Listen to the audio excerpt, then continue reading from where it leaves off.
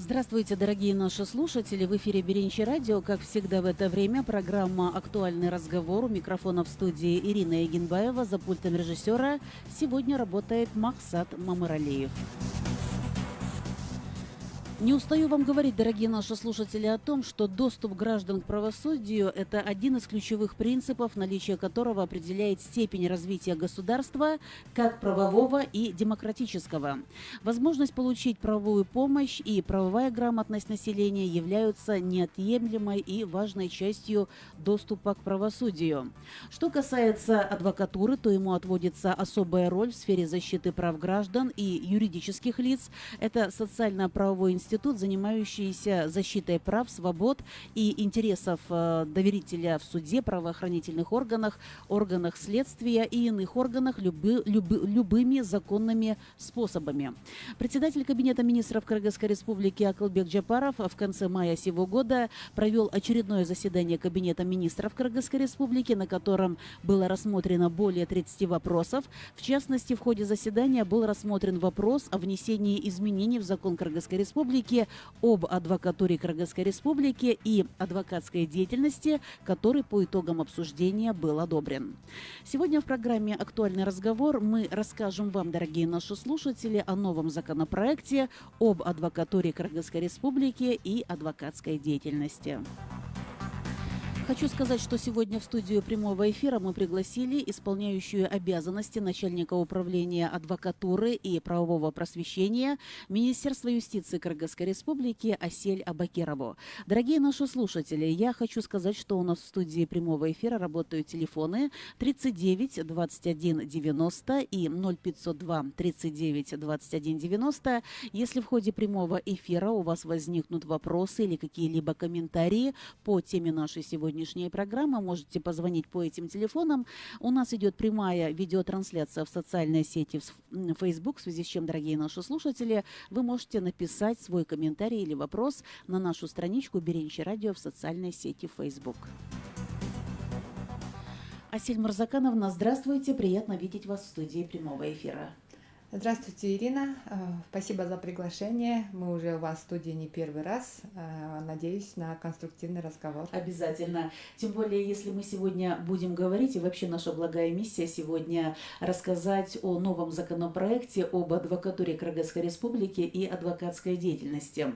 Но хотела бы, знаете, с чего начать, Асель Мурзакановна, что вот с понятием адвокат тесно связана адвокатура, да? Но вот, как я понимаю, это вот профессиональное сообщество адвокатов, деятельность которого направлена прежде всего на защиту прав и законных интересов адвокатов и, может быть, даже на их собственное развитие. Сегодняшний наш разговор мне хотелось бы, Асель Мурзакановна, начать с того, что это за инициатива, вот я еще раз хочу сказать, законопроекта об адвокатуре Кыргызской республики и адвокатской деятельности, в чем крылась необходимость такой инициативы. И сразу здесь возникает второй вопрос, Асель Мурзакановна. Каким образом рядовые граждане могут, наверное, на себе почувствовать те изменения, которые заложены непосредственно в этом законопроекте, а раз изменения, то наверняка и улучшения. Что скажете? Прекрасный вопрос, Ирина. Начнем с того, что 8 февраля 2021 года был подписан указ президента, направленный на инвентаризацию законодательства. В рамках этого указа распоряжением правительства была образована межведомственная экспертная группа, которая и рассмотрела все законы, начиная с 90-го года по 2020 год, на предмет их состоятельности и оптимизации, и совершенствования. Вот в рамках вот этого деятельности был рассмотрен закон об адвокатуре и адвокатской деятельности, были обозначены те законы, для которых нужно были внести изменения, перечень законов, которые должны были быть признаны утратившими силу. И закон об адвокатуре был признан тем нормативно-правовым актом, в который необходимо были вноситься изменения и дополнения. На сегодняшний день проект закона об адвокатуре, как вы сказали, уже был одобрен Кабинетом министров Что касается изменений, дополнений, которые будут внесены, предполагается внесение в данный закон, ну, наверное, начнем с того, что прежде всего законопроект преследует цель повышения статуса адвоката. Как вы сказали, прежде всего мы должны ставить интересы человека, защиту прав и свобод человека. Вот как этот закон может повлиять на качество предоставления квалифицированной юридической помощи. На сегодняшний день Министерство юстиции как государственный орган, осуществляющий политику в области адвокатской деятельности, получает очень много обращений граждан, юридических лиц, организаций о деятельности адвоката, да, насколько квалифицированно была предоставлена помощь. И мы сталкиваемся с ситуацией, что поступает очень много жалоб. И в этом смысле мы бы хотели, чтобы профессия адвоката, допуск к профессии адвоката был все-таки немножко усложнен.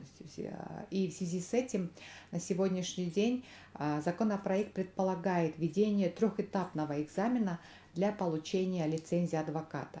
Если на сегодняшний день для того, чтобы получить статус адвоката, необходимо было просто пройти тестирование, там 70% и более ответить, то законопроект предполагает введение трехэтапного экзамена. То есть это не только тестирование, но и собеседование и письменный экзамен. Думаем, что введение такого трехэтапного экзамена позволит повысить качество будущих адвокатов и узнать, наверное, их уровень профессионализма. Безусловно, мы опирались на опыт большинства стран, в том числе стран СНГ.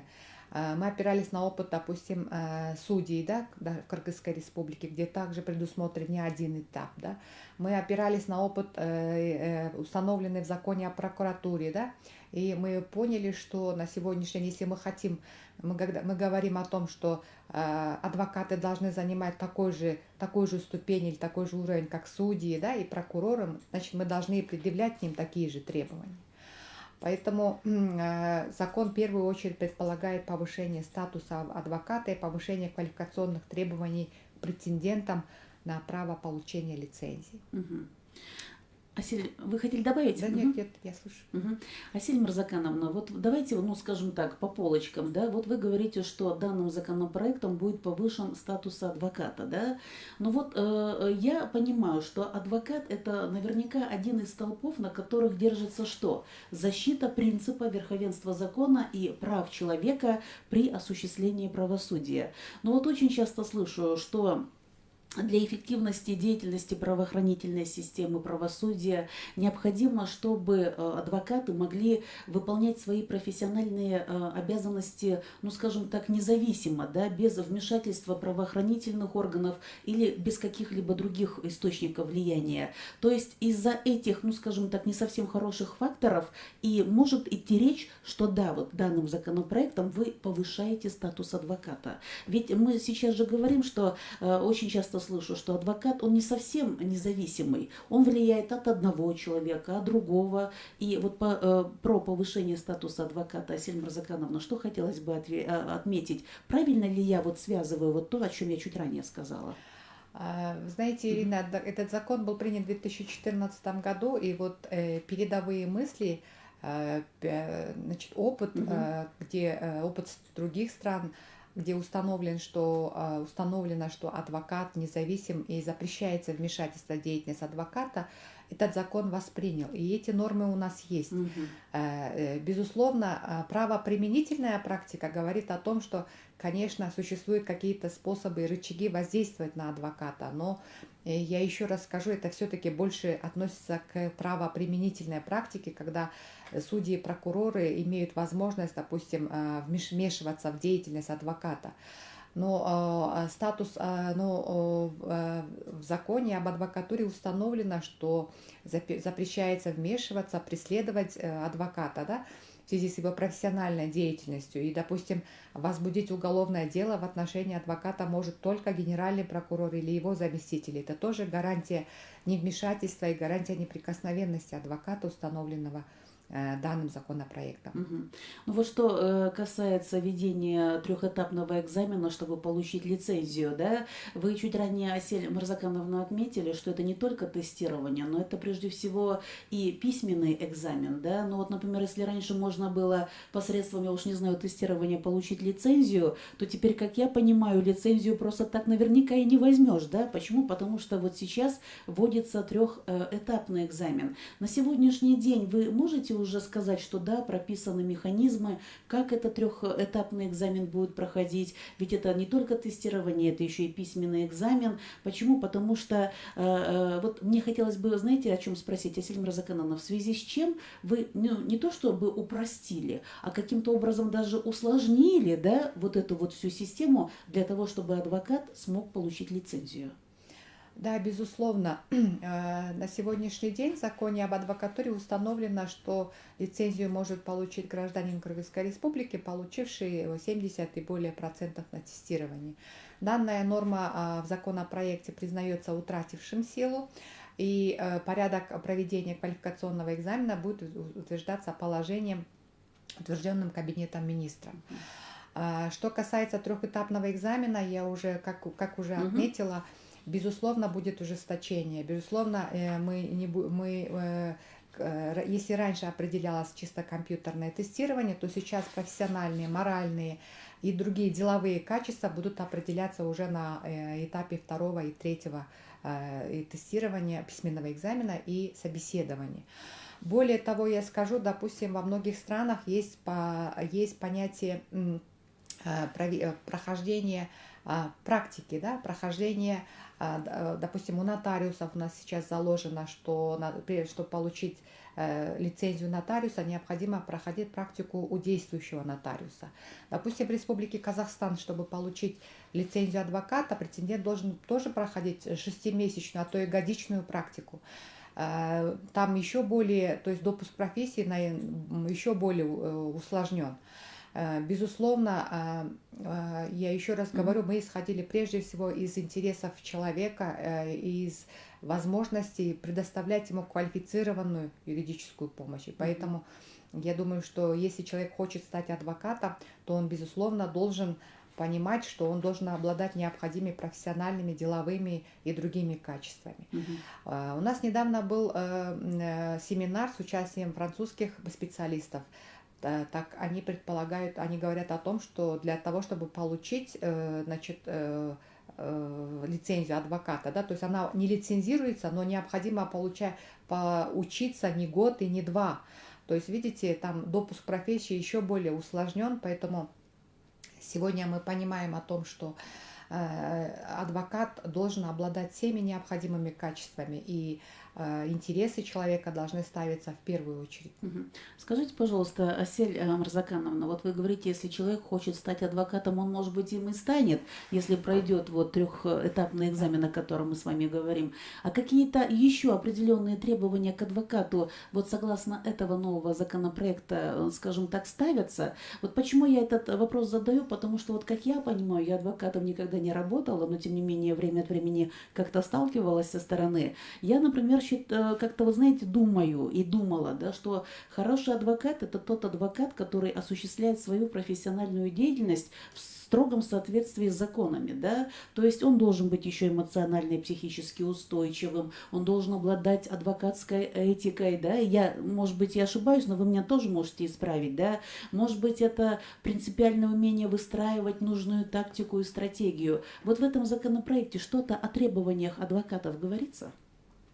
Да, Ирина, значит, в этом законопроекте установлено требование, согласно которому не может получить лицензию лицо, имеющее судимость за умышленное преступление, вне зависимости от того, погашена она или нет.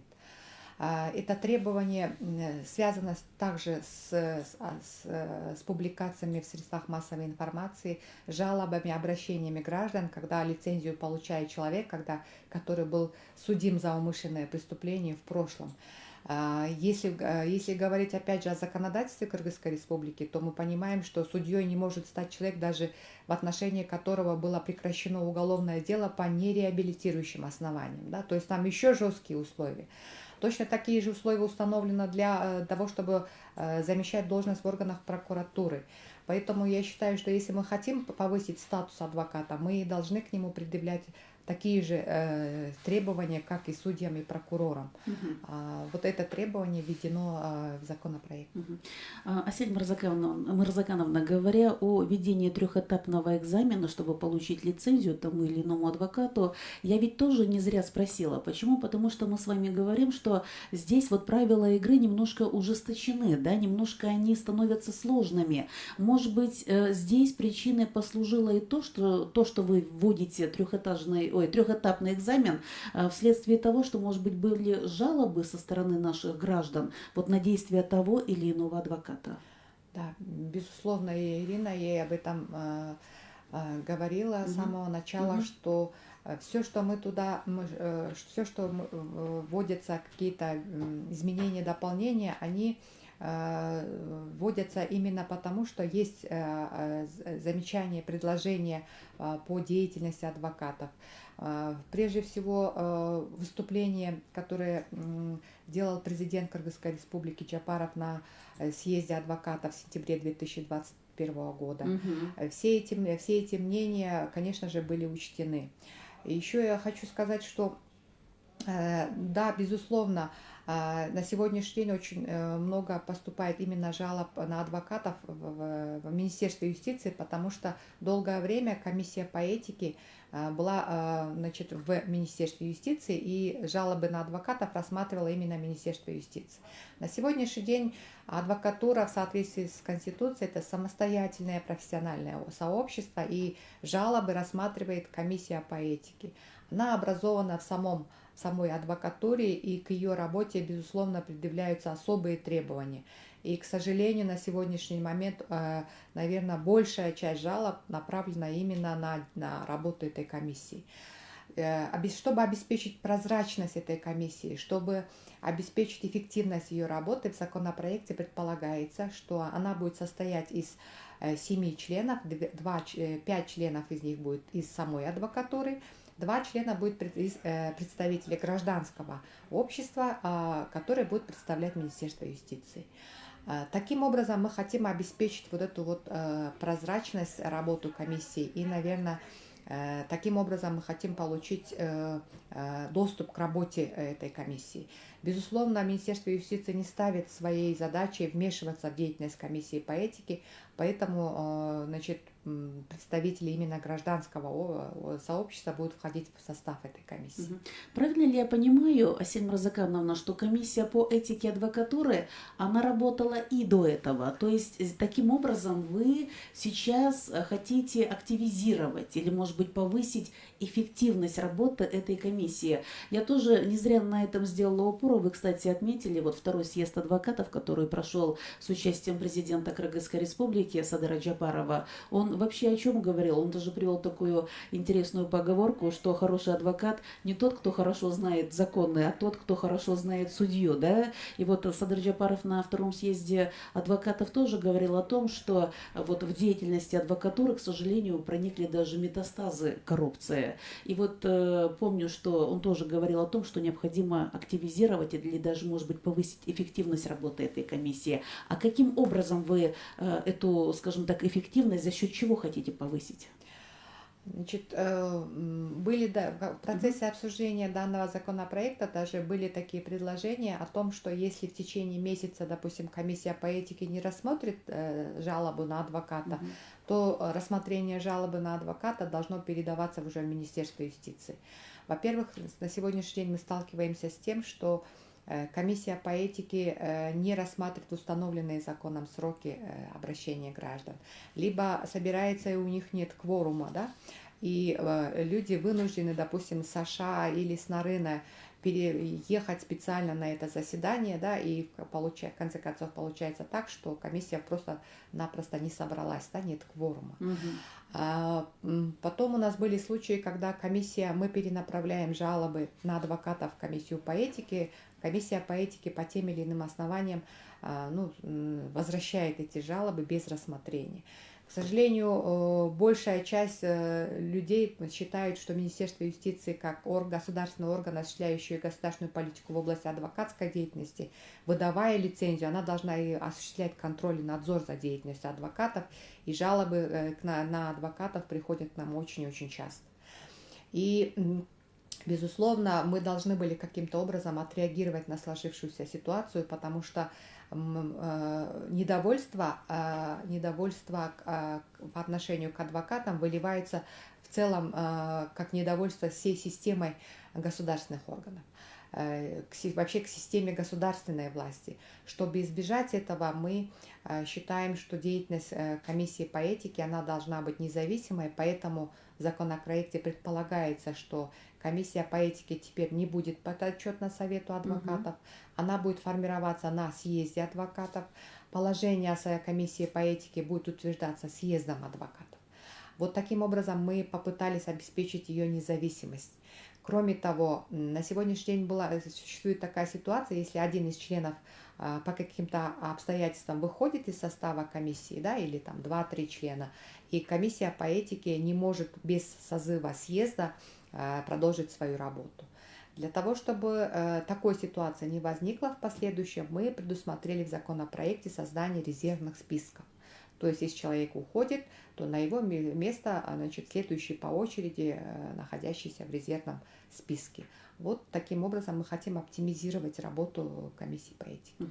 Вот вы отметили, что жалобы касательно деятельности того или иного адвоката, они есть, и вы отметили, что их немало. А скажите, пожалуйста, вот вы наверняка каждую жалобу уже, наверное, в отдельности рассматриваете, да? И вот в процессе всего этого все ли жалобы были рассмотрены? И если, например, жалоба, да, имеет место быть, все факты, может быть, подтвердились, вот в таком случае вы лицензию изымаете или пока только приостанавливаете? И если, например, говорить о характере жалоб, Асель Мурзакановна, то этот характер жалоб, он какой?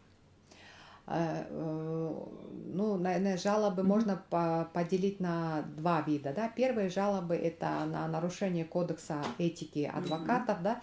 Когда он не приходит на судебное заседание, либо вовремя не отложил судебное заседание, либо не ответил на телефонные звонки, либо нагрубил, либо в судебном процессе не предоставил то или иное ходатайство, да, или то или иное заявление, или неправильно повел себя и так далее. Да, это больше, наверное, относится к кодексу этики адвокатов. И второй вид жалоб – это на непрофессионализм адвоката. Жалуются на то, что адвокат становится, ну, скажем так, дорогим почтальоном, да, он просто заносит бумаги в суд, встает и садится, да, никаких новых заявлений, никаких новых ходатайств не подает, он просто такой вот участник судебного процесса, бездеятельный, скажем так, да. Вот, наверное, второй вид жалоб, наверное, на непрофессионализм. В любом случае, я еще хочу сказать, что в соответствии со статьей 22 закона об адвокатуре мы можем, закон предусматривает приостановление, прекращение, либо лишение лицензии. За нарушение норм кодекса этики представление подает комиссия по этике. Согласно по представлению мы имеем право приостановить действие лицензии. За двойное нарушение кодекса по этике мы имеем право прекратить лицензию. Значит, в последующем адвокат имеет право заново уже сдать экзамены, заново получить лицензию.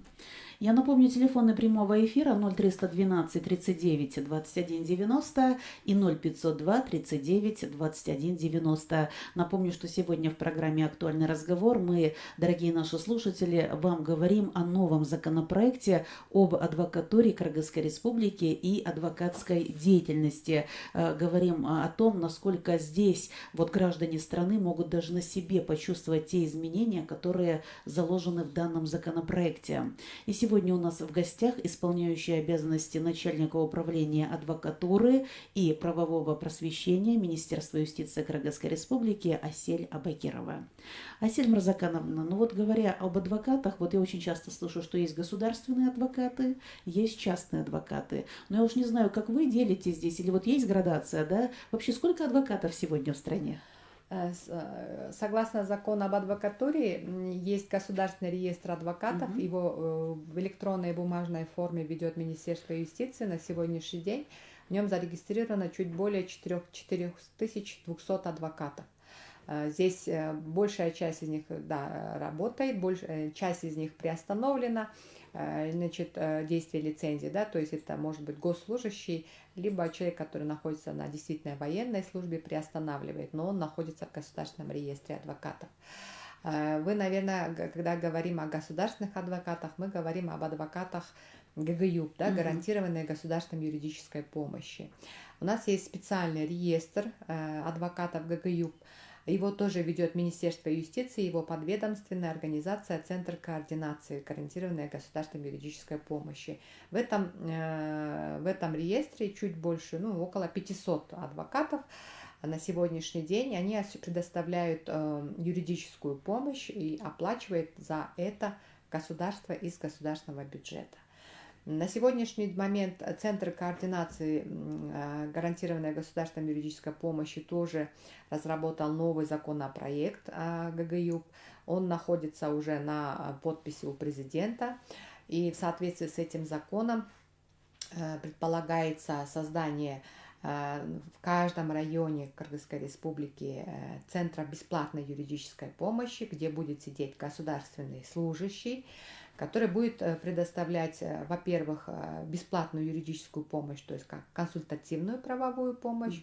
И если в результате консультации окажется, что человеку нужен уже адвокат, он будет выступать в роли координатора и будет назначать адвоката из вот этого реестра. Кстати, нужно сказать, мы об этом уже очень много раз говорили, что разрабатывается на сегодняшний день постановление правительства об увеличении ставок для адвокатов ГГЮП. Это тоже было задание президента на втором съезде адвокатов, когда он говорил, что необходимо для адвокатов ГГЮП увеличивать ставки. На сегодняшний день, если они получают около 5000 сомов для участия в судебном процессе, то в соответствии с новым постановлением это будет уже 10 тысяч сомов. То есть таким образом мы хотим привлечь больше адвокатов в систему ГГЮП.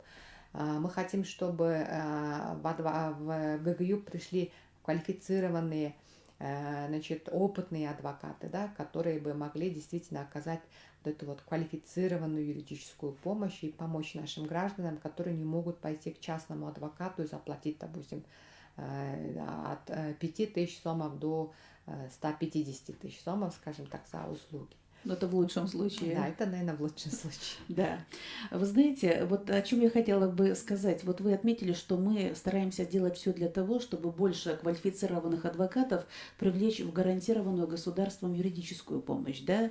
Но здесь возникает вопрос, Асель Мырзакановна, а насколько сами адвокаты готовы, скажем так, вовлечься в эту систему, в систему гарантированной государством юридической помощи? Почему? Потому что вот есть у нас адвокаты, которые надеются только, скажем так, на денежные средства, на вознаграждение, а если они будут вовлечены в ту систему, о которой мы с вами говорим, то, конечно, они там будут получать, для кого-то, может быть, совсем минимальную сумму денег, да? Как вот с этим обстоит вопрос? Безусловно, Ирина, мы не можем заставить адвоката, адвокат независим, самостоятельный, мы можем только, приглашать их войти в этот состав адвокатов, которые предоставляют гарантированную государственную юридическую помощь. Ведь не все упирается в финансы, да, иногда человек должен понимать, что есть какие-то общегосударственные цели, ради которых, да, можно принимать участие в такого рода мероприятиях. И здесь бы я об адвокатах еще бы сказала, что есть адвокаты пробона, да? Что такое пробона? Это система, когда адвокаты берут на себя такие социально значимые дела, громкие процессы, да?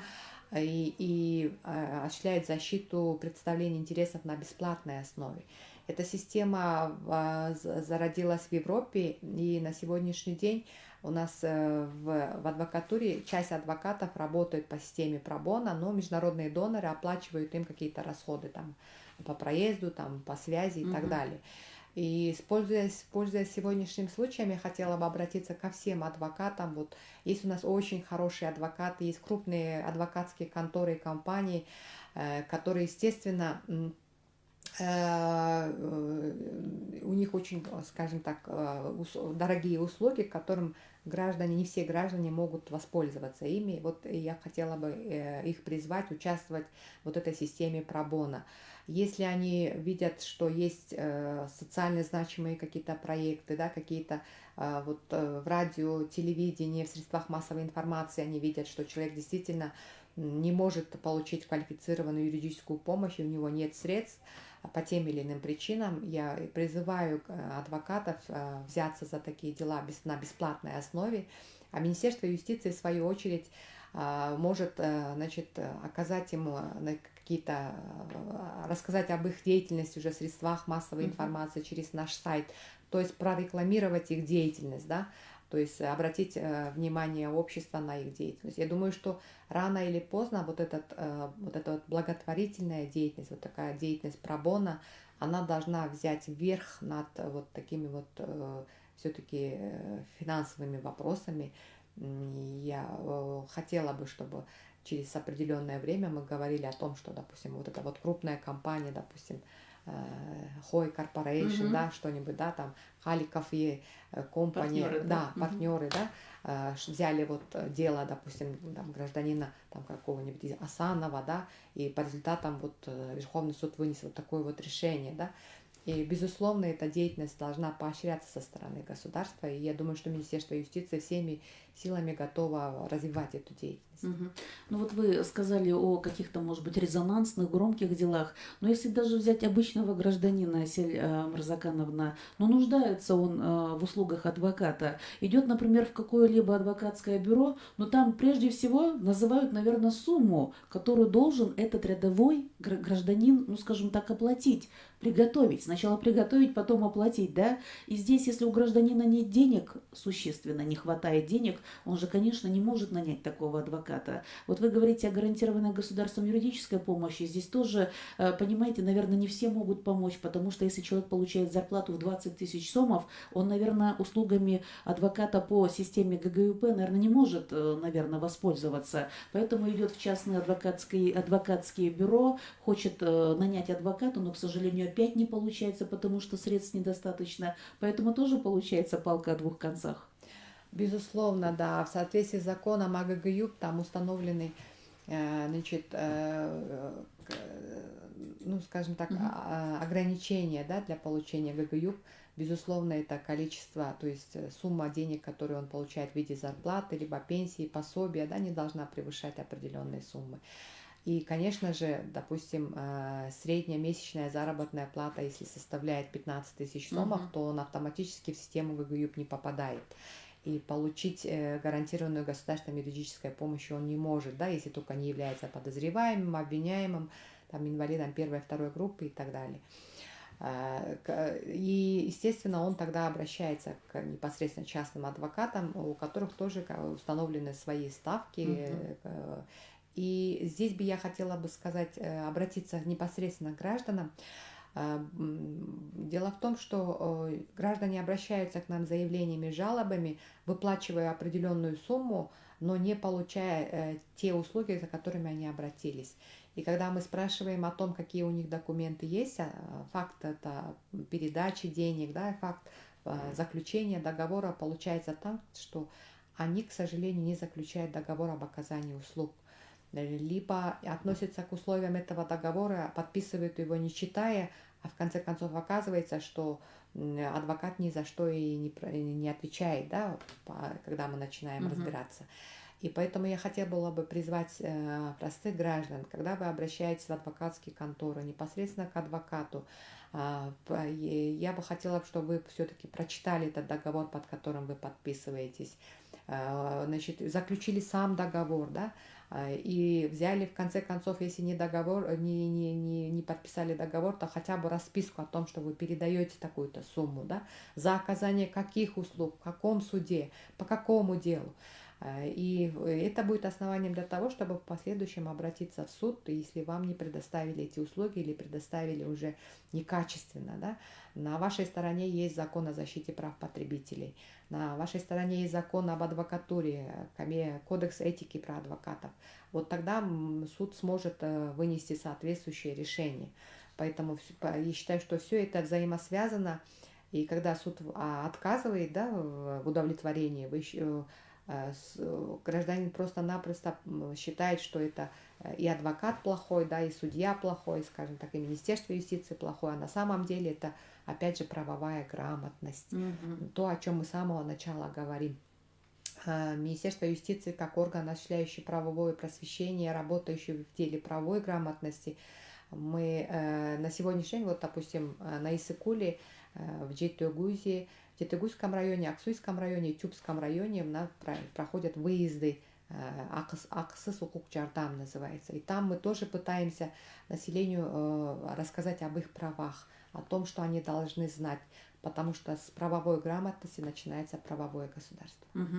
Вот один из пользователей в одной из групп, его зовут Махсат Мамырбаев, вот что он пишет. Найти добросовестного адвоката очень сложно, их интересуют только деньги. Мне интересно, в этом новом законопроекте заложен ли вопрос ответственности того или иного частного адвоката? Ответственность есть или все-таки ее нет? Здесь бы я хотела сказать, что законопроект, он определяет правовое положение адвоката, да? Что касается ответственности, мы понимаем, что ответственность, она может быть уголовная, гражданская, административная, да, дисциплинарная, там, материальная и так далее. И, соответственно, каждая отрасль права регулирует свою ответственность. Если мы говорим о некачественном предоставлении услуг, то это гражданская правовая ответственность. Мы ее должны доказать в суде в соответствии с Гражданско-процессуальным кодексом, где в Гражданском кодексе установлено, да, что такое добросовестное исполнение, да, и так далее. Если речь идет о преступлении, там, человек, который представился адвокатом, не имея лицензию, получил деньги, да, и так далее, речь идет, может быть, о мошенничестве, да, опять же, это уголовно-правовая ответственность, она установлена Уголовным кодексом. В любом случае, закон об адвокатуре устанавливает права и обязанности адвоката, да, что он должен осуществлять как он должен осуществлять свою профессиональную деятельность. И в этом смысле, если мы говорим о нарушении прав, да, то, соответственно, ответственность установлена. Если это дисциплинарная, то в соответствии с кодексом по этике адвоката. Давайте выслушаем нашего слушателя. Оденьте, пожалуйста, наушники, Асиль Закановна. Говорите. Мы слушаем. Саламатчылык. И болот атыңыз болот. Ооба. Мынандайда бул киши өзү айтып кетти, жана сот менен прокурордун ортосундагы почтальон деп, бул эң туура айтты да, бул биринчиден. Экинчиден бул адвокатуранын мен ушу 4 жылдан бери эме кылдырып, анан келгенде эле сен эме кылып эле чакырганда келгенде эле чөнтөгүңдү карап турат да. Эч ага же квитанция бербейт, же башка бербейт, акырын эле ал 1000 сом, 2000 сом эмес, сразу 3000 сомдон. Анан ортодо эле тиги прокурор менен сүйлөшөм, бул сот менен сүйлөшөм деп дагы акча алат. Анан кийин жыйынтыгына келгенде эч нерсе кылбайт. Анан колубузда эч нерсе жок. Ал же квитанция кыркып бербейт. Теги эле ушул адвокаттардын кызмат көрсөтүү боюнча тарифи барбы? Анан эгер жанагындай кылып туруп ошол граждандардан жөн эле эч кандай квитанция кылбай эле жөн эле чөнтөккө салган адвокаттардын жоопкерчилиги болобу? Эмне үчүн кызмат көрсөтүү баардык жерде жок дегенде алгандыгы боюнча квитанция жазып берет. Анан жөн эме кылбасаң, ал тарынып, анда башка адвокатка бар, ошо менен ишиңди кыл деп туруп жолго салат да. Анан кийин бир алган акчасынын изи жок. Ал жөн издүү бер десең, сразу эле таарынып сени вообще. Анан ошол алган акчасына кызмат көрсөтүүсү боюнча теги адвокаттардын мында жоопкерчилиги барбы? Же булар, мен мындайча адвокатты жана өзүңүз да туура айттыңыз, жанагы сот менен прокурордун ортосундагы брокер, анан экинчиден 100% алдамчы да, 100% алдамчы. Жөн эле келгенде эле сенин ким экендигиңди, буну канча малың бар, башкаң бар, кимдин баласың, тигиндей мындай деп сурап, анан кийин ошого жараштуу анан акча талап калсın, мага 10 миң алып келесиң, болбосо сага 20 миң алып келесиң, мындай деп. Ушуну бир цивилизованный мамлекет болуп келет азыр. Ушуну бир чеңге салып койбойсуздарбы? Ошого жараша закон. Эгер ошол алган акчасын кириш кылбаса өзүнө, ошондон өзүнүн акчасын алып калган налогун төлөп башка кылгандай да. Анан жөн эле адвокаттар жанагындай алдамчылык роль аткарып, анан экинчиден сиздерди Министерство юстицияны да, мамлекетти да алдап, элди да алдап, ортодо эми бир байкуш суроо түшүнүктүү. Кызылдай канына чейин соруп атат да. Рахмат, вопрос понятен. Граждандык позицияңызды айтып койсоңуз. Рахмат, спасибо за то, что позвонили. Вот опять видите, Асель Мырзакановна, по поводу ответственности адвоката тоже речь пошла со стороны нашего радиослушателя. Пожалуйста. Я искренне сопереживаю гражданам, которые приходят к нам на прием, лично ко мне, когда и говорят о том, что это были последние деньги, которые они отдали адвокату, да, и он обещал договориться там с лицами и выпустить там или решить их дело. Я еще раз призываю граждан не поддаваться вот таким вот лжеадвокатам, да, адвокатам, которые пытаются у вас взять деньги и решить вопросы. На сегодняшний день вы имеете право требовать заключения договора, вы имеете право требовать расписку.